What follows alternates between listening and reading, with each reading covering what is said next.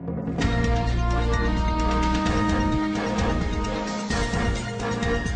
beralih ke Bangka Belitung, Saudara.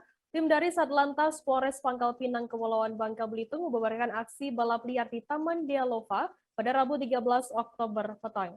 Saat petugas datang, sebagian pelaku balap liar langsung lari tunggang langgang. Namun mereka yang tak sempat melarikan diri langsung diamankan oleh petugas. Dalam penertiban itu, sebanyak 40 unit kendaraan sepeda motor diamankan polisi karena menggelar aksi balap liar.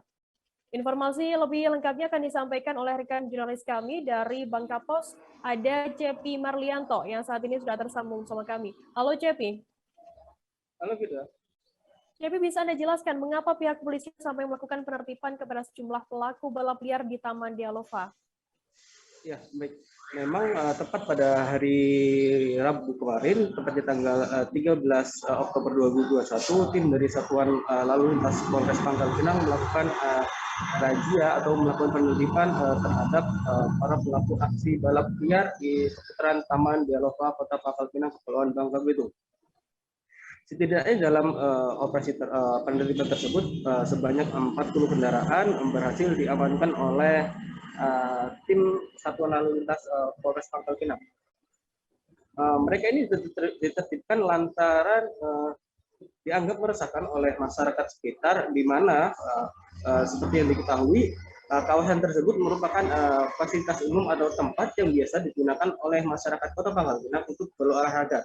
Bahkan dalam melaksanakan aksi trek-trekan tersebut, para pembalap sendiri tak segan-segan untuk melakukan penyekatan jalan dan hingga mengganggu aktivitas lalu lintas yang berada di kawasan tersebut. Begitu, Firda. Kemudian apa sanksi yang dikenakan oleh pihak kepolisian sendiri bagi para pelaku balap liar ini? Ya, baik.